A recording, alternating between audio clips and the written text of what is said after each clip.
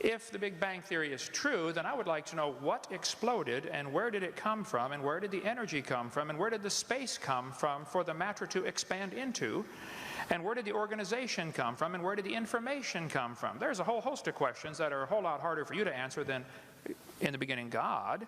Where's information come from? This universe is not just random molecules circulating around. I mean, it carries information. Just like a book is so much more than ink on a paper. It carries information. And the DNA is more than just chemicals. It's information.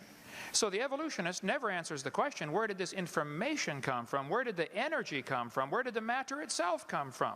And you gripe about my belief. I believe by faith in the beginning God. I know, I admit I don't understand that. But you believe hundreds of things by faith. You don't even understand that you're believing by faith. You think matter is either eternal or can create itself. What's the two choices? How did matter get here? The world is here. Where did the matter come from? Did it just happen by itself, or is it all just imaginary? We're not really here at all. You're faced with the option of, we're not really here, this is all just our imagination, or it had a beginning, or matter is eternal, which is both of the second two options are in violation of the obvious laws of thermodynamics. Matter doesn't create itself. And everything degrades over time, so either it had a beginning or it didn't. If it had a beginning, then what was before the beginning? I mean, there's so many thousands of things you take by faith. I say in the beginning God, and you say, well, this matter somehow either was always here or created itself, and then this matter somehow became alive, and then this first living thing learned how to reproduce, and then it learned how to make something other than its kind. I mean, even though nobody's ever seen that, nobody's ever seen a dog produce a non-dog. Or you mentioned about, the fact that a wolf and a fox and a dog coming from a common ancestor off Noah's Ark in only 4,400 years. For heaven's sake, you believe they came from a rock. I mean, come on. I don't think my theory is that silly at all.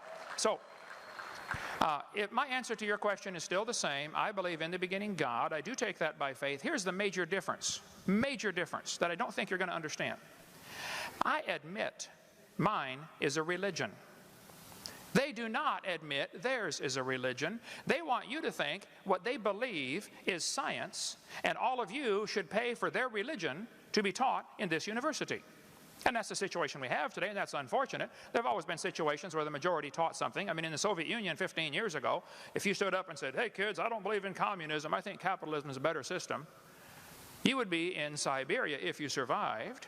And here in Emory University, if you stood up in your classroom and said, I don't believe this evolution theory is true, I think it's pretty obvious there must have been a designer to this system, you would be in intellectual Siberia. You would lose your job. It has happened to hundreds of teachers, just simply for standing up and say, look, I think the evidence is here, folks. There must have been a designer. If I asked you to explain how computers came to be, but you cannot use man as your answer, I only want a purely naturalistic explanation for the origin of computers. Purely naturalistic. The answer has to lie within the computer. How did these molecules get together? How did this data get together? How did these plastic molecules come together and the different silicone chips? How did it happen? Your answer has to lie in the computer. I've already eliminated the only obvious answer to the problem at the beginning by my definition. They're trying to eliminate the only logical answer to the question by their definition of science. They want to define science as things that we can observe and test and demonstrate the natural world. Okay, well then that eliminates both evolution and creation. Both are unobserved. We don't see anything change. We don't see anything created from nothing. Here's the problem. Both creation and evolution are religious.